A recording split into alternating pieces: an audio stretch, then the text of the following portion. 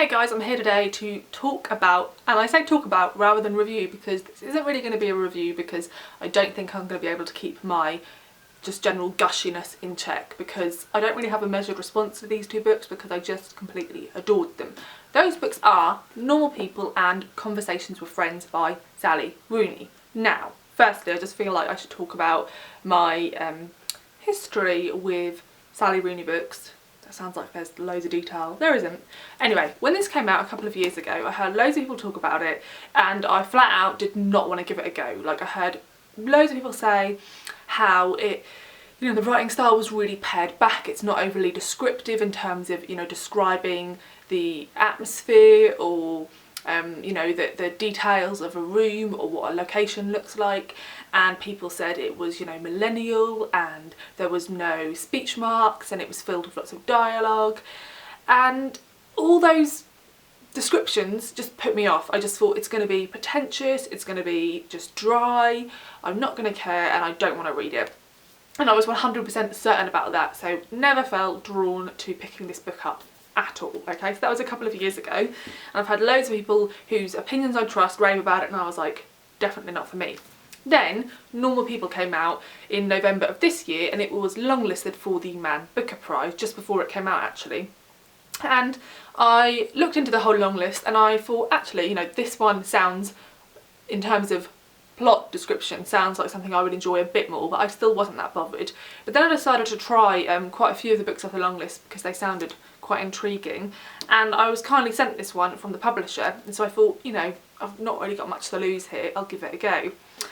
And I read the first 2 pages when it arrived and just absolutely adored it, and I was thinking, if this is the writing style that's been in Conversations with Friends for the last 2 freaking years, I've been a complete idiot for not picking it up. So I put this book to one side because I had a few things else on at the go, and I still wasn't convinced. I felt like, okay, the first couple of pages I really loved the writing style, but it probably still won't work for me overall. I didn't go into this expecting it to be my book of the year. I feel like this is my book of the last couple of years. I truly adore it. So when I eventually picked this up, I read it in, I think, 2 or 3 sittings. I started it on a Sunday evening and then I finished it on the Tuesday evening after work, and I was so sad that I had to go to work because I was completely absorbed in this. I cared so deeply about these characters' lives that I was really sad to be away from them for a moment. So if you don't know, this opens with 2 teenagers called Marianne and Connell who are then finishing college, and they live in a small town in the west of Ireland, and they're from very different social sort of brackets, I guess, in their community. So Connell's mother is actually the cleaner for Marianne's family and they live in sort of this mansion-like house. But yet at school, Marianne is very separate, she doesn't really have many friends, she's quite different to all the people she goes to school with, whereas Connell really fits in.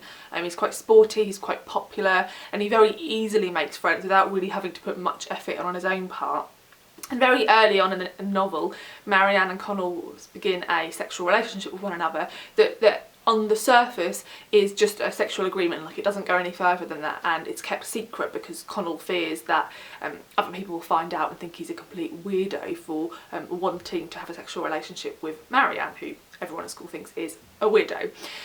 So initially this starts with, these sort of 90s films, the rom-coms, She's All That, where this girl at school is like a bit of a loser and then she starts going out with this jock guy in secret, and then at the end of the film there's this reveal where she's suddenly really beautiful, and we're all supposed to buy into the fact that she had to become like him in order to be worth something.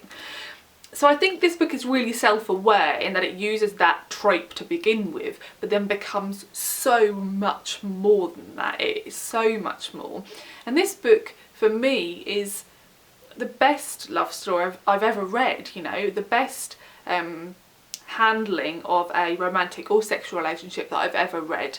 I don't tend to read books that have romance in them because I find that the books that are generally published that are romantic just don't suit the sort of reader I am. But this certainly did, and it is stripped back. It's not descriptive. I love descriptive writing. I love being told the details of a room. I love atmosphere, and this Sally Rooney doesn't really write like that. What she does do is her writing style, I feel like she's one of those writers who, if I read a paragraph out loud, I don't know if it would really sell you to her as a writer, because I think what works in her writing style is the tone and the flow. So it's once you get into it, once you've read a couple of pages of it and you get into the rhythm of the way these characters think, and they feel really internal. So you feel like you completely understand these characters, and the thought process they have feels really natural, even if their life and the things they do are really different to the way you live your life. So it's an odd one, because I wouldn't say it's beautifully written and what I traditionally say is beautifully written, but yet I adored this writing style. I think it's absolutely phenomenal, so compelling and so thought-provoking, and I haven't read a book in a long time that's made me think as much as this one did, because whilst there's writing style that's literally like, Marianne walked into a room, you know, she saw so-and-so in the room, she said this, and there's a lot of dialogue, and then this happened, and then this happened. It is written like that, which sounds really simplistic, but yet it's not, because what that writing style allows is for a depth of discussion, a depth of dialogue, and really knowing these characters on a level I feel you don't get to know a lot of characters. You know, there's a lot of characters that you may love and adore in your favourite novels, and you could describe those characters. You could say, well, I'd say they're brave and they're funny and they're smart, but Connell and Marianne seem so much more than those words. I feel like they're such genuine people who have such raw emotions, which are just laid out for you in this book, that it goes so much further than that. So I really love this book, and what I especially loved is it made me consider the way I view myself as an individual. There's a point in this book where Marianne and Connell are discussing if you can ever really know a person or even yourself, and they disagree with one another. Marianne thinks that you can truly know a person and know yourself, and Connell believes the opposite, and I'm more likely to agree with Connell in this sense, that I feel that every version of you that someone sees, even if it's your closest friend, your sibling, your parent, your partner, it's still a version that's projected, because the only true you is the one in your head thinking. That split second before you say a thing, that's the real you, right? Like, everything you say is a projection of who you want to come across as. Even if there's barely any time for you to consider what you've just said, there's still a moment when you can stop yourself or you can reword something. So it just really made me think, and I love this, and I would urge you, if you haven't given it a go, just find it in a bookshop or a library and just read the first chapter, and if you can't get into the first chapter, then it probably isn't for you, but if you can, then truly I think this book has so much to offer, and as I said, it's one of the best books I've read in years, and it's a book that I would just go right back to the start. There's some books that I completely love, but I feel like, oh, I wouldn't want to just turn right back to the first page and start reading them again, and I could do that with both Sally Rooney's books. I would happily go right back to the start, and I feel like there's so many layers to them, so much more to learn. So yeah, I'd highly recommend this novel if you haven't given it a go already. So then I went back and picked up Conversations of Friends, the book I'd been avoiding for several years.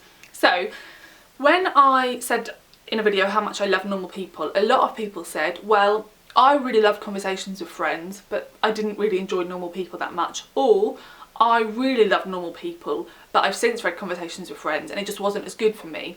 There wasn't many people who said, oh my god, I love Normal People and I also loved Conversations with Friends equally. Most people seem to really love one and think the other was okay. So I went into this thinking, you know, I'm going to read anything she has now. Like, I'm going to read anything, but I'm not expecting to love this. Yet I did. Now I feel like I love Normal People more, and I can't yet figure out if that's just because I read it first or because I relate to the characters a bit more. I think it is perhaps because I do just relate to Marianne and Connell and their life a bit more than I do the characters in this. But I still adored this, and I still think this is a fascinating novel, and I read this again, I think in maybe one day when I was on holiday. I just couldn't put this down, and that's something about her books. They reminded me oddly of the sort of novels I read when I was about 15, 16. So I did read YA, it wasn't really called YA at the time, and I read a lot of what you class as contemporary romance of people in these sort of awkward relationships where everything was going wrong. And the urge I had to get through these books, because I cared so much about where these relationships were going, reminded me of being a teenager again. Now, the calibre of writing in these compared to those books that I read at the time is entirely different, but it was wonderful to find that feeling again in the books I can read as an adult. So that was a really nice thing. So this book, if you haven't heard, is about two best friends who used to be in a relationship together, and they are now just friends, and they're performance poets, and so they go to university together and also sort of, you know, work together on the art scene. And at the start of the novel, they meet a local photographer and writer who is coming to write an article on them, and she invites them back to her house, and they then meet her husband as well, who is an actor. And they get quite involved with these people, and it's sort of a love square in that Bobby is attracted to the wife, but you also feel like there's something unspoken still between her and Francis. And Francis begins to become closer to the husband, Nick, and their friendship starts to blossom between them. And they all get very wrapped up in each other's lives. And so it's just really complicated, the different pathways that, you know, if you had these four in the corners of a square, all the different lines you could draw between them, and the many layers of meaning that each of those lines could have is really interesting. So the only negative thing I could say about either of these novels is, and I've heard a couple of other people mention this about Conversations with Friends in particular, is that Frances identifies as a working class character, and throughout the novel we hear about her struggle with finances in comparison to a lot of her friends, particularly to Bobby, who's very comfortable and never really has to worry about money.